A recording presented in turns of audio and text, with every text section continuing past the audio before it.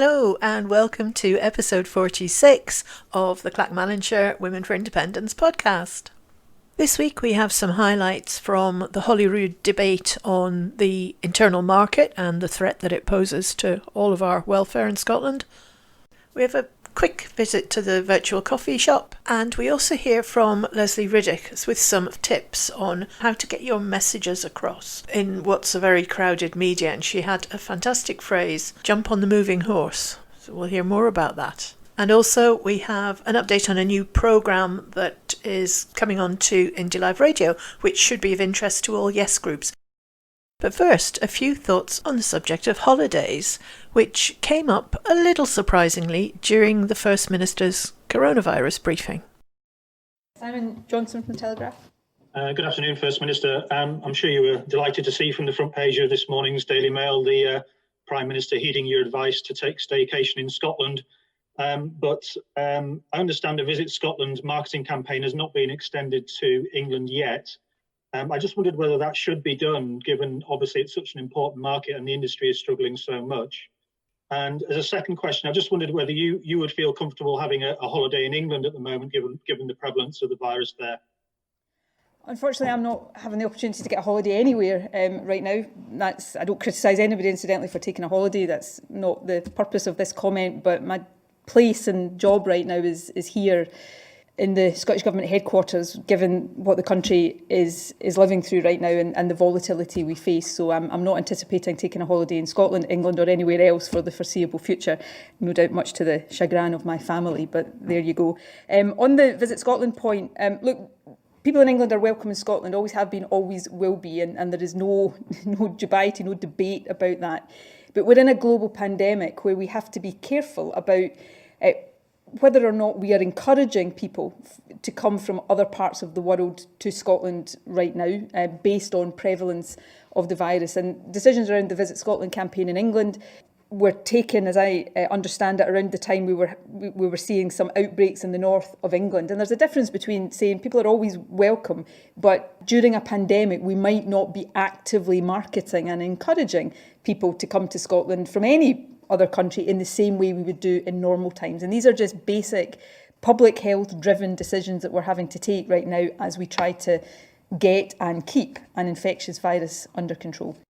Yeah, you got to feel sorry for a journalist from the Conservative supporting right-wing rag, The Telegraph, attempting to use a headline from the Conservative supporting right-wing rag, The Daily Mail, and shoehorn it into a briefing on coronavirus.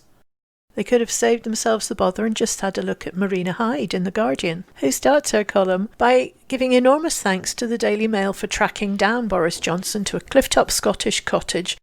I thought it must be the chilliest place the Prime Minister has ever secluded himself until I remembered he hid in a fridge during the general election.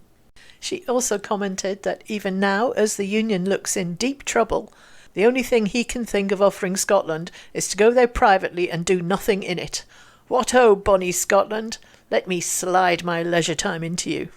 Well, thanks for those nightmares, Marina. The very thought of Johnson sliding anything anywhere is enough to bring your dinner up. And then just to cap it off, the Sun newspaper is accusing the SNP, rather than the Daily Mail, of revealing Johnson's whereabouts, saying he's forced to cancel his holiday. Well, call me cynical, but I would think after 3 days with a crying baby in a very flimsy-looking tent, surrounded by security services, at the height of midgie season in the rainiest week in August, in a country where he is loathed, forced to abandon? Yeah, right. Was delighted to abandon. I wouldn't be surprised if he leaked his location to the Daily Mail himself. I'm a Prime Minister, get me out of here. What this does serve to demonstrate is the sheer contrast between our hard-working First Minister at her post, having taken, as far as I can see, not a day's holiday since this began, and Johnson, who couldn't be bothered coming back from previous holidays for floods, COVID Cobra meetings, and, as Marina Hyde points out, couldn't be bothered to record so much as a 10-second video about the educational future of the hundreds of thousands of children his government has so chaotically failed.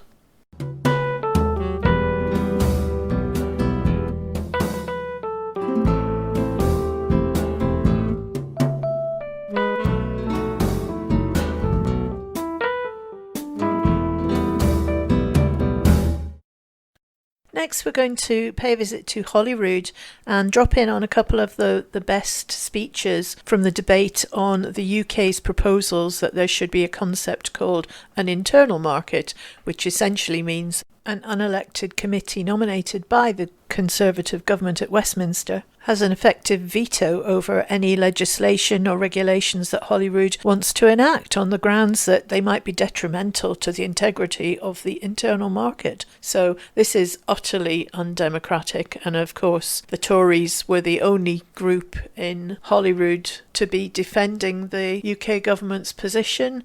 All the other parties lined up to oppose it, and as members of Holyrood to actually vote in support of another government's proposal which will weaken the powers of the Parliament you've been elected to serve.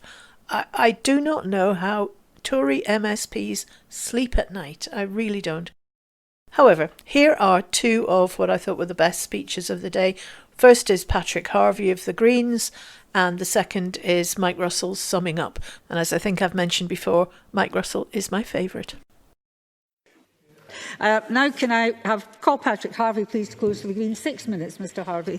Thank you, Presiding Officer, and I'll be supporting the government position and the Labour amendment. Obviously, I'll be opposing the Conservative amendment, and I'm afraid that the Liberal Democrat one places just a little bit too much confidence in the idea that shared decision-making will in fact protect the people of Scotland. I'm not at all convinced that it will.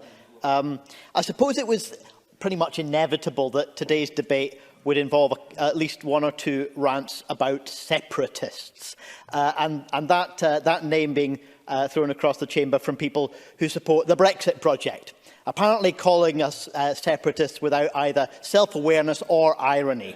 I think it's pretty clear that supporters of independence at the moment are the true internationalists in the chamber, and we'll continue to make that case. There were a number of people right across the chamber, though, who clearly share the central concern here that there is a mechanism for an internal market, but no principles for how that internal market should operate. That's what's being proposed. Whether we're talking about principles of subsidiarity, proportionality, sustainability, a whole host of principles we could debate, they are not defined in the UK government proposals. And this is why it was also a little strange for me to hear the phrase internal market and single market used interchangeably, perhaps unconsciously used interchangeably by some members. The EU single market is clearly defined according to certain principles. The UK proposals for its internal market are not defined, and we've got evidence from a number of other respected bodies to say that this very term is itself contested. It is clearly premature to legislate on it in that circumstance. There was another slip of the tongue being made by a few members, including some on the SNP side, who accidentally, instead of talking about the single market or the internal market, talked about the free market. These are fundamentally different ideas. Whether you're a hard-right libertarian who gives guest lectures with the Cato Institute, or you're a social democrat who believes that market activity needs to be regulated well and effectively in the interest of the public, there is an argument for having a single market, for having a wide area that complies with, broadly speaking, the same rules and conditions. It's not a free market. A single market, an internal market, does not determine whether we should be running a free or a regulated market. And one of the phrases that's been used a few times is around what would be bad for business. I think the Minister talked about not wanting to do things that are bad for business. I say we do need to do some things sometimes that are bad for business. If governments through the ages had taken the view that we should never do anything that's bad for business, never mind minimum unit pricing, we wouldn't have paid holidays, we wouldn't have abolished child labour, we wouldn't have a minimum wage if we had never been willing to do things that are bad for business. And the Scottish Parliament's Finance and Constitution Committee didn't say that there should never be any barriers either. What it said was that we recognise the economic benefits to businesses across the four nations of having a set of rules that ensures there are no barriers. Equally, We recognise the benefit to society of having effective regulation of market activity and the role of all parliaments, including this one, in deciding how best to strike that balance. And that's the important point here. There are obviously those who would like to take power, not just away from this Parliament, not just away from Scotland and the other devolved nations, but taking power away from democratically accountable institutions and giving it to the market.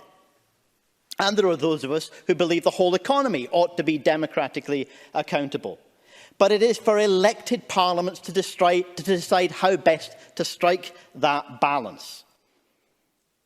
The proposals coming from the UK government will remove the ability, not just of this Parliament, but of others, to decide how best to strike that balance. The Scottish Government says that there will be no barriers to trade, and I would agree that under their preferred option of common frameworks, I agree it's unlikely that there would be significant barriers to trade, but the principle is that this Parliament and others must be free to act, and parliaments must be free to judge whether those actions are proportionate and whether any consequences for trade are proportionate, and we can be held democratically accountable for those decisions. Mr Lockhart tried to persuade us that the common frameworks, not the UK internal market proposals, but the common frameworks, will deliver new powers. What nonsense! In any policy area that's wholly reserved, common frameworks don't even arise. Common frameworks arise because measures are being debated which do cover existing devolved competencies. So common frameworks are not about devolving new competencies. They're an invitation to align, to agree how we coordinate on areas which are already devolved.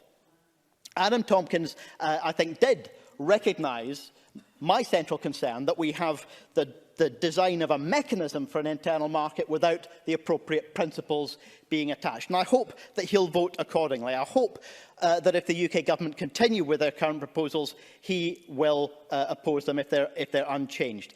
Finally, Presiding Officer, there were those on the Tory benches laughing at the suggestion that the Thatcher government was one of the drivers of the movement for devolution.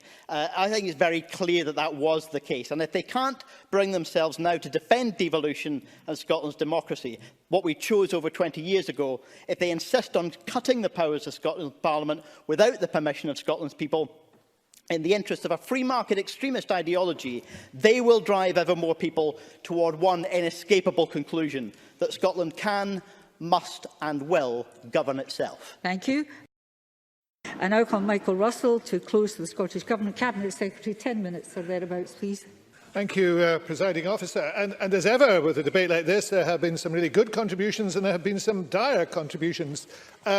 The good ones are right across party. I have to commend Alec Rowley, Patrick Harvey, Willie Rennie. I disagree with him on some of the points he made, but I thought it was, as was said, valuable as a contribution. Claudia Beamish, Annabel Ewing, Jackie Bailey. But it's easy to spot the dire ones because they were all from the Tory benches, with one exception. I'm going to come back to that exception at the end of what I say. And they were also characterised by 2 points in common in all those dire speeches. And they're curious points because they're facts that are utterly wrong. If it is true, as each of the speakers asserted, those Tory speakers, that regulatory convergence was essential for trade, why are we leaving the EU? It's absolutely untrue that regulatory convergence is essential for trade, and yet that was the point that they made. The second point that was common to these Tory speeches was an assertion that there were lots of powers which, if you rejoined the EU, you would just give away again. The reality is there aren't lots of powers coming back. That's absolutely clear. That is simply untrue. But it does say something about the view of the EU. The Tory members do not recognise that Scotland, as an independent member of the EU, would have vastly more powers than it has as a member of the UK, and that is irrefutable. And the idea that, in some sense, being a member of the EU simply means handing powers to Brussels is, at worst, just a tabloid invention, but at best now simply the Tory party philosophy. So let me make a third point that underpins these absolutely clear. Scotland voted to remain in the EU. And that is a fact that's simply been ignored by every Tory member. They don't want the reality of this situation. Scotland does not want to have the Tories drag them out of Europe. And that is also irrefutable. But I have to say, of all the dire speeches, I think it's a hard job to decide which was worse. But I have to say, it really has to be Peter Chapman's for one particular reason. It was an encyclopedia of irrelevance, completely. It was a cornucopia of nonsense and negativity. But there was one thing in it that really did worry me. Because Mr Chapman asserted during the speech that Scotland would not become a member of the EU if it was independent. Now, on the one side of this argument, you have Peter Chapman. On the other side of this argument, you have the former President of the Commission, Van Rompuy, you have Lord Kerr, you have endless EU diplomats and others. Who would you receive? Who would you trust? The former President of the Commission or Peter Chapman? I think I know who I would trust. But actually, what worries me about this, and Mr Chapman is grinning there as if there is some virtue in being put in this, because what really worries me about this is that anybody at all, whether they were in Scotland or not, would somehow be happy at the fact that a small, talented country like Scotland would be refused membership of the EU. I find that just extraordinary. And what's more extraordinary is that somebody who is a member of this Scottish Parliament would be happy at that fact. I give way to Mr Chapman. Peter Chapman. The reason that an independent Scotland would not be allowed into the EU is because your fiscal deficit is 3 times greater than it would be allowed you to get in. Cabinet Secretary. And again, it proves 2 points. One was the relish with which that was said. And the other one was that if the President of the European Commission can say to my face, the former President, that we would be able to join, I'll take his word for it, not the word of the Doric Donald Trump. Now, let us move onwards. I should have welcomed Dean Lockhart to his new role. It's always good to see who will be against you over the next few months. I have to say I was disappointed. I think that slavish loyalty is not the thing that spokespeople should do, nor should you argue that black is white and white is black, which was clearly what was being done. But I am, at the end of this contribution, Presiding Officer, going to make a positive suggestion for Mr Lockhart, some way in which he can redeem himself from the rather bad start that he has had today. Because the bad start, of course, was not simply because of his contribution, but because the arguments are against him. If you go through all these submissions from organisations, and there are more, you find the overwhelming weight of the argument from Scottish organisations is against the UK government's proposals. Overwhelming. And not just Scottish organisations. There's an astonishing letter from the PACAC committee at Westminster, which actually contradicts virtually everything that Dean Lockhart said. The SCDI expressed themselves not convinced that the legislative approach is the right priority. The Royal Society of Edinburgh is not convinced that legislation is required. The National Farmers Union says it is clear that common frameworks would provide a more effective alternative to manage divergence while respecting devolution. Even the House of Lords Committee on the Constitution, not full of mad gnats by any manner of means, is not convinced that legislation is required. And then when you look at the detail of some of these submissions, the General Teaching Council, again, not a terribly radical body, looking at the issue of teacher qualifications, saying these proposals undermine a historic and continuing right in Scottish education. And more interestingly still, the submission of the Clyde Fishermen, which points out that proposals from the UK government actually will make the internal market worse, not better. And as for the history, it is a complete misrepresentation of the historical background, particularly of the Act of Union. But the White Paper stands revealed today for what it actually is. It is a power grab, a cobbled-together power grab, motivated by fear that Scotland will stand in the way of the bad trade deals that are being done. It is an amateur attempt at legislation, unduly influenced by a former Tory MP. It's an expression of the deep antipathy, indeed the contempt towards devolution that is held by Boris Johnson and his government. It is an astonishing admission of the failure of the UK government to recognise the reality of what the EU single market is and its value, and try to rewrite that in a form of rules that would not even pass muster at first attempt in Europe. But it could also be an opportunity for Mr Lockhart. Because Mr Lockhart could look at this, could look at what I think will happen this afternoon, which is a vote against the White Paper, He will look at the clear view of so many stakeholders, and he could also listen to the wise caution of one of their own members. Because I thought Adam Tompkins' contribution was the best that I have heard him make. It's ironic that the best contribution I've heard from him on the Constitution comes when he is no longer the Constitution spokesperson, but that's life. I think that what he said on the legal underpinning of frameworks was very significant. And I do think the principles of proportionality and subsidiarity pointed out in this chamber in a quote I used from David Edward 2 weeks ago are fundamental to the discussion that we're having. And without that, mutual recognition and non-discrimination cannot operate without those principles in place. So how would that be taken forward? Well, I disagree with Mr Tompkins, as I would disagree with him on the issue of compulsion.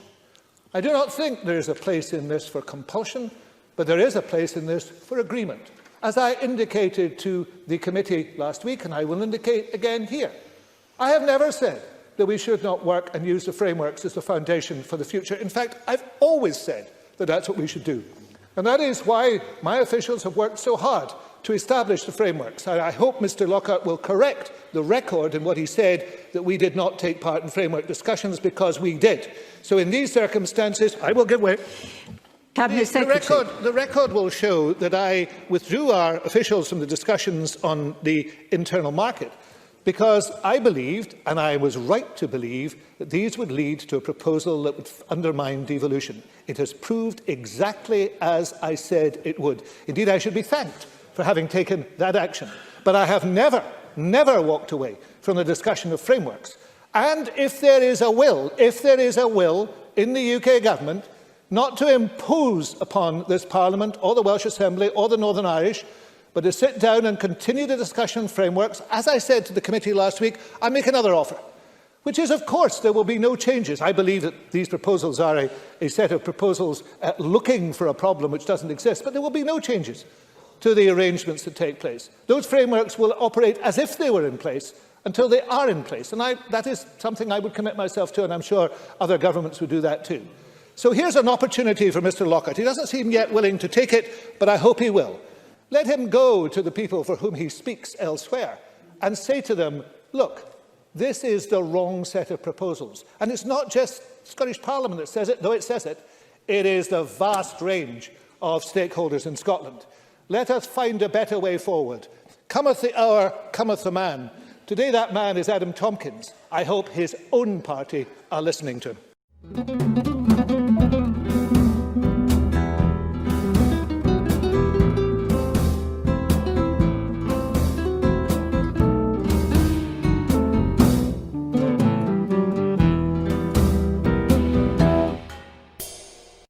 Right, I hope you've got the kettle on, because it's time to drop into the virtual coffee shop and see what's on the minds of the Clacks wifeys this week.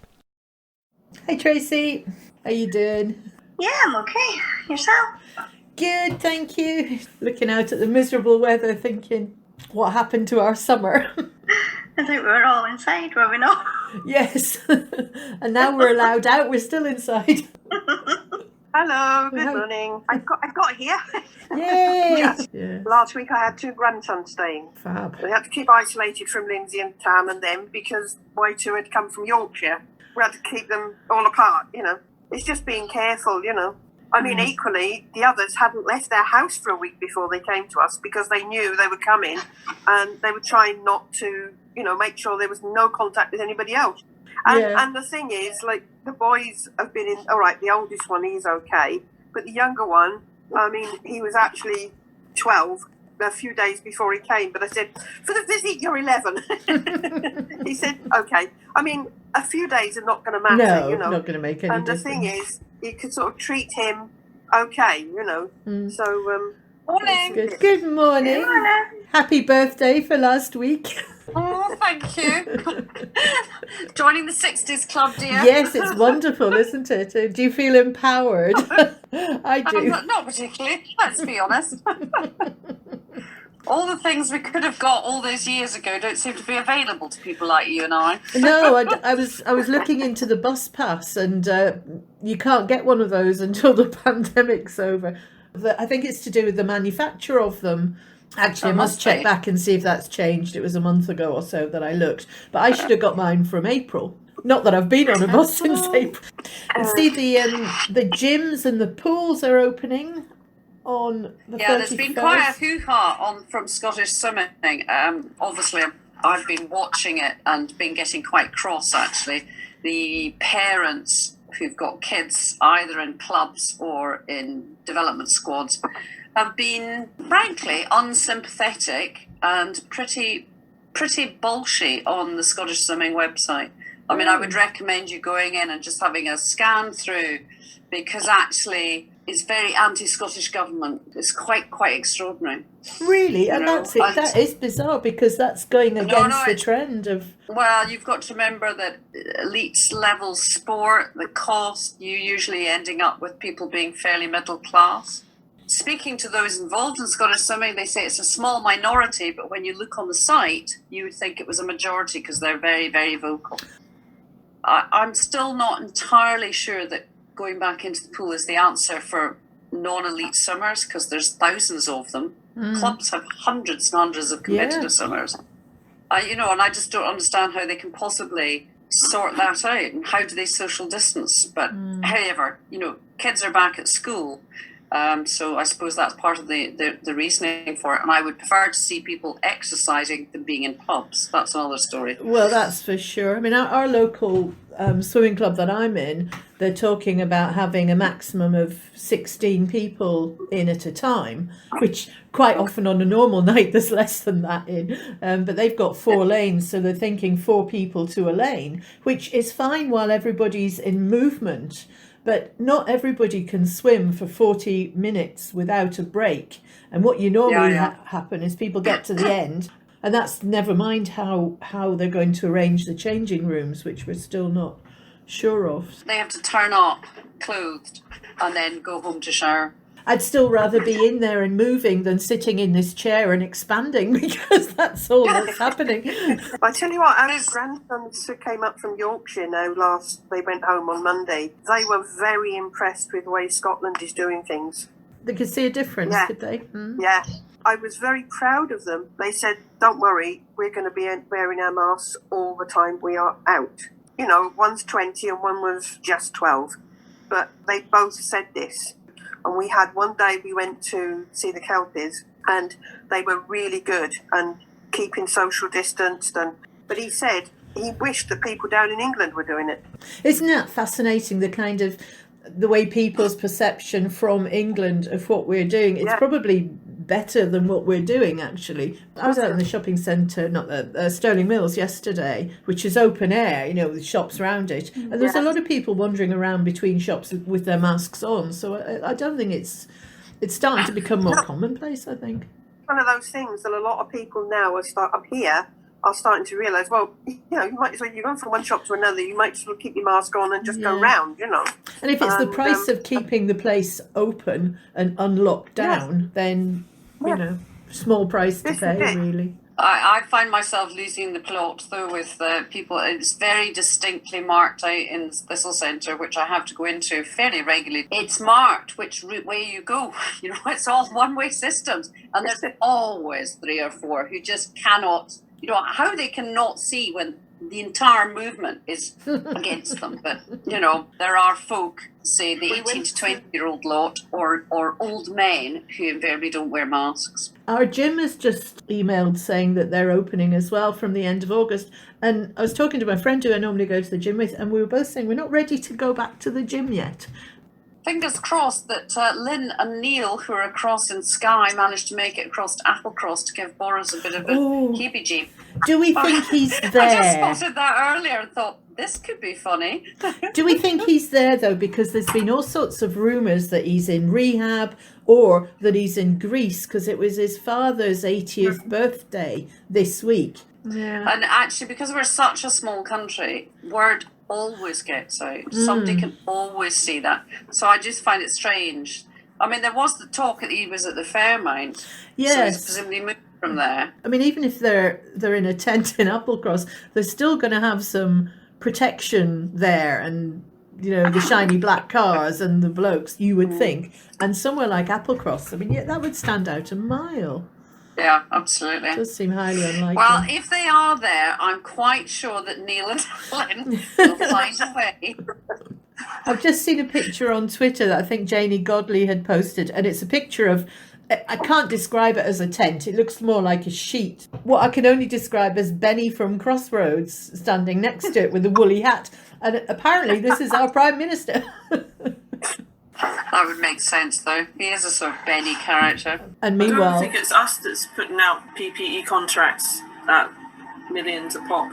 Don't go anywhere. I still don't understand how the UK government is turning around to say we will be 20% of all PPE in the UK will be supplied by or made in the UK. When my understanding is that the PPE that Scotland has, we are self-sufficient. Whatever it is that Ivan's done, but that has been stated. So you sit there saying, so how little are they actually producing down south? And are they including the 500 million masks that they had to dispose of because they weren't up to scratch? Is that what they're including in there? They have produced them. The fact nobody can use them is perhaps a different I think they probably would have included that if they're going to count gloves individually. Very fair point. But it all comes back to what mechanisms are there to stop this from happening. Yes, and if all the mechanisms that you would normally go to, they all have the government at the top. And if the government's the one that's breaking all the rules, there's nothing above that. It's packing the Lords, it's packing Parliament, so those other tiers that we have in place. I know there's been discussion recently about does there need to be a second house in an independent Scotland? How do we scrutinise the Cabinet and the Scottish Parliament that we have? Is looking at the UK governance at the moment and seeing how that cannot possibly be a suitable mechanism anywhere, let alone in a new Scotland, because this is how the corruption continues. I mean, I think the one thing we can guarantee is that we're not going to have an equivalent of the Lords. I would be quite up for seeing a house that was some more akin to a citizens' assembly. Previous citizens' assembly where it was just randomly picked. Well, yes, and that if it's representative of the country, then why not? I noted that on what is the Believe in Scotland site, but there's a part of me says don't get too involved with all the bits, the finicky shenanigans. We just want Indy, first of all. Yes. Then you decide on all of that. Because actually all you do is end up arguing amongst yourselves and making yourselves unhappy. When in actual fact, just focus on the end goal and everything else will fall into place. Yeah. I do absolutely take that point, and I think it's a really valid point. But what I'm thinking about as well is that I think there's some people who might go towards a yes vote who would probably want to see more, not even, we're going to do it this way, just more concrete ideas about what that might look like. It's that argument that John Drummond made, which is you want a constitution, even if it's here's the bare bones for constitution, to make people feel safe about what they're stepping into. All government, no idea what was in front of us. Yeah, but we went ahead and over 70% voted for that. That's and very various things have come to fore thereafter. Yeah. I just feel that getting into minutiae is actually not necessarily important. The only two subjects that people constantly hark on about are whether we're going to have a pound and a bank system of our own. And those might be more relevant on the grounds you cannot enter the EU unless you've got your own bank. The Pensioners for Indy podcast on Indylive.radio this week has got Tim Rideout doing his talk on currency, which really, really interesting about how easy it would be to convert the currency. And you're listening to this talk thinking, oh, of course, yes, that makes perfect sense. Then I see Richard Leonard's giving a keynote speech this morning, presumably just to... On what? Washing his car? I mean, I possibly listened to that, but nothing on politics. I think it's just reminding people who he is. The only reason people remember Jim Murphy was because he just shouted a lot. On a box. And do you know what's really wonderful to see is that yes groups are gearing up and we're starting to get more and more seeing more and more activity, and it's because they're all seizing things like Zoom. And I don't know if you'll ever go back to packing a room full of people in a town hall when they can sit in their own homes and take part in the way we're doing just now. And you're saving time by not driving somewhere or walking somewhere else. Yeah, absolutely. But the number of Yes groups that are coming up with good talks, like there's Leslie Riddick's doing one tonight at the Edinburgh Yes Hub that I posted the link to on the Clacks WFI page. So I'm going to try and record that, and then that gives us a programme for the radio that we can then podcast, and it's just sort of amplifying the messages. So the amount of material that is out there is quite astonishing, and it just gives you that sense that we're gearing up. I've had interesting people who were so anti-indie who are now even liking things. So, you know, that's because they remained completely quiet. You know, they're the ones that would hide in the background. But suddenly, interesting. It's anything in particular that you find they're liking, Joy? Well, I can't deny that Nicola Sturgeon's responses to COVID have obviously been very pro. So that's been helpful, pointing out the differences between how England and Scotland have reacted, and deaths here and deaths down south, because deaths down south are being casually ignored. So is the infection rate, in actual fact. Yeah. You know, and they've just casually just obliterated announcing anything about it. Gobsmacked how that's being thrown around. And that's so important. That's so important from a public health point of view, is that if you increase people's awareness and make them understand better their roles and responsibilities in trying to manage a pandemic, then it does signpost in a way to say, oh, actually, I'll do X. And then you get the stark comparison. We were talking earlier about where's Boris? He's on holiday somewhere, and okay, we're not sure where it is, but the fact is he is on holiday, and this is about his third holiday during the course of this pandemic. And how many days off has Nicola Sturgeon had? No. How many holidays has she had? None. Which I would start to worry about, because actually there's a point where you have to say she needs to deputise. Got used to seeing her, even if it's 3 or 4 days, just close down, go away. You know, everybody needs that recuperation.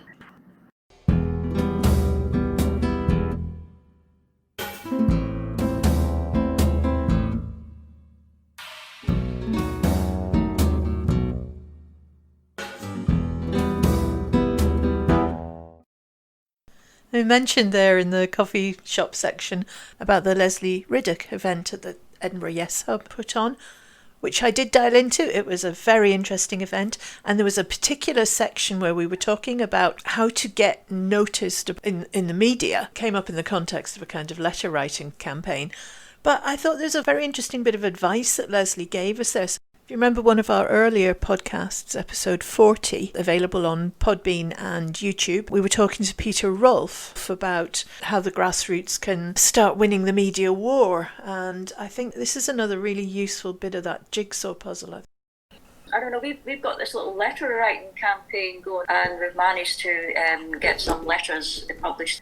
We're trying to take the campaign to the unionist press and try and get letters in there, and any tips that you can give us as a media person, that would be great. Well, topical. I was saying this to the All Under One Banner guys, actually in the wake of the 31st of January thing that Mike and I organised outside the Parliament. It was obvious to me that the media were waiting for somebody to put a gig on to come and film that night, because they had a story. There was an objective story, not run by us on our timescales, but out there in Reelsville. You know, there was going to be, Britain was leaving on the 31st of January. So, you know, the whole thing about TV is show, don't tell. What they want to have is to show that the Scots didn't want to be taken out of the EU. How do you show that? Well, if you've got a whole big demonstration sitting outside the Scottish Parliament, you go, you actual dancer, right? Because it's all there, and you just have to film it. You know, if you think backwards, you're trying to think about fitting in with what the press will want. So, for example, I'm putting you on notice, Mike. On December the 30th, or whatever date it is that we finally go out, they will want a gig somewhere in Scotland to be filming. For example, I could put serious money that whatever we do on the 30th of December, we will get every single TV camera in Britain there. from every company. And if you think about it that way, it's more difficult, obviously, when you're doing sort of local things. But you've got to, if you want to kind of get letters in, it's basically always better to try and, instead of kind of just hurtling in, and another thing about independence, but more try to grab something that's actually newsworthy, particularly something that's been written about in that paper. It sort of gives them the conceit that you've actually read their paper, which always gives a little flutter to an editor. So if there's a reference even to a piece, then that makes them think, good, they're reading it, and then they're developing something from the story we wrote. Every time you're doing something you think, you've got the problem of engaging a hostile press in your thing. So it's the same with anything in life. You've got to think about where the person is coming from. If you want to, you can, on that thing about you can take a horse to water, but you can't make them drink. We certainly can't make a newspaper editor drink. You need to try to frame it in terms of something that's happening right now.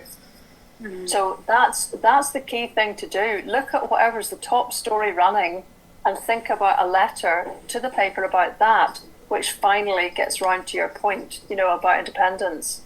I always think of it like a horse galloping through the landscape. That's what news is. It's the horse that's galloping through the landscape. It's the thing that's moving. You look at it because it's moving.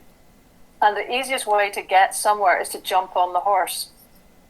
Not go and find yourself another old cuddy sort of sitting in a field that's nibbling at a piece of grass. Jump on the horse that's moving. So that's not everybody's boat. I quite appreciate that. But that's why I'm trying to say that for those of us who've spent a lot of time in the media, that's how you get things out there, and it'll be different according to what's actually happening. There are days and there are news events that are just so predictable, and for some reason the SNP never puts anything on when any of these predictable events are on the go. So it might be that there's a kind of case for somebody just sitting there trying to sort of come up with ideas that look like they're kind of relating to what's already in the news, because those are the things that will get coverage. You can't live your whole life waiting to see what headline crops up, but it's astonishing how much more traction you get when you're saying something you believe in and you're harnessing it to an event the public already thinks is important, that's all.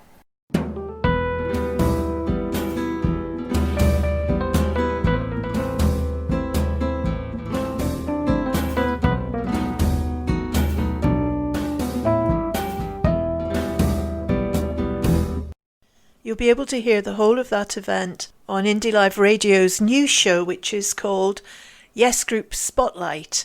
And we're using that to give a platform to Yes Groups, and whether it's to share events that they're doing and sort of amplify the message, get them out there, reach a wider audience, or whether they want to come together and do panel discussions or some kind of updates of what they've been up to, or vox pops, whatever you like. It's an opportunity for Yes Groups to have a platform on the radio. We're intending to have it on at 11 o'clock in the morning on Mondays, repeated at 7 p.m. on Tuesdays, and after that it will be available on our podcast channel on YouTube and probably also on SoundCloud. So lots of opportunities for Yes Groups. So if anybody listening to this podcast is in a Yes Group or knows somebody who's in a Yes Group, please make sure that they know about this new show that we're putting on. And if anybody wants to submit material for the show or just to chat about it, you can get in touch on studio@Indylive.radio or drop into the Discord chat room.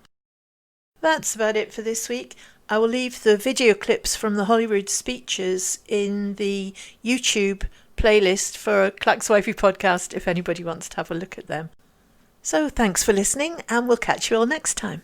Bye now.